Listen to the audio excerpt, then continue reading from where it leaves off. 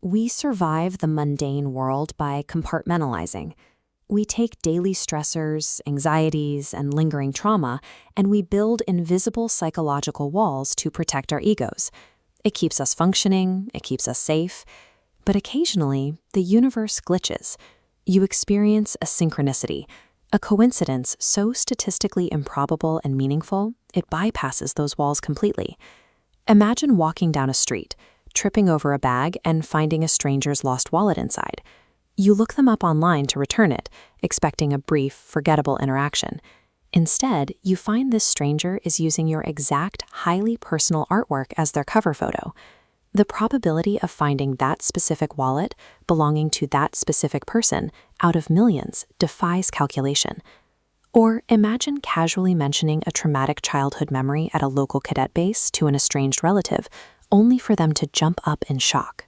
Decades apart, without ever speaking of it, you both experienced a sudden, inexplicable physical collapse in that exact same room. These events break the mathematical rules of our reality. They act as structural cracks in the fortress of the ego, signaling that a deeper, hidden mechanism is operating right beneath the surface of our awareness. Alchemists called this breakdown solve, the Latin word for dissolve. When impossible synchronicities pile up, your orderly understanding of the world can't hold the weight. Your defenses dissolve, stripping away the ego's protective shell. The emotional fallout is terrifying. Without those psychological walls, you are plunged into an acute crisis. Your reality bends, and the immediate, overwhelming fear is that you are losing your mind. Modern society medicates this state, but early pioneers of psychology like Carl Jung recognized it as a crucial threshold. Ancient mystics didn't see this as a breakdown. They saw it as an initiation. Dissolving the ego clears the slate. It strips away modern noise so you can finally read a hidden, universal map of your own mind. Stripped of your armor, your consciousness is forced to look inward, descending into the deep psychological space myths often call the underworld. This territory is governed by a different logic. The labels we use in the light of day, anxiety, depression, grief, dissolve into the shadows of the psyche. Specific traumas take on vivid, ancient forms. The lingering damage of a father's explosive anger or a generational cycle of abuse materializes as a predatory mythological beast, like the wolf Fenrir. The suffocating isolation born from severe narcissistic abuse appears as a grinning demonic entity, standing at the dead center of a massive wheel of glowing eyes, watching your every move. We translate our personal pain into these terrifying monsters because the deep subconscious does not speak English. It communicates exclusively through the raw, unfiltered language of myth. So how does mapping mythological monsters actually help you fix your life? The core problem with modern therapy is that you cannot physically wrestle an abstract concept.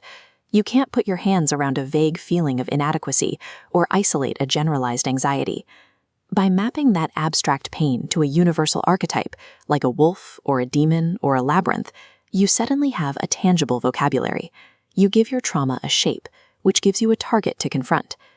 This Egyptian papyrus functions as a technical diagram of the mind. The jackal-headed god Anubis oversees the weighing of a heart against a feather, mapping the internal struggle for moral balance onto a physical scale.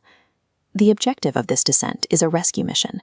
You confront the shadow, using the archetype to isolate and pluck out the source of the pain, eventually uncovering a lost, innocent aspect of the self, the child king or the anima.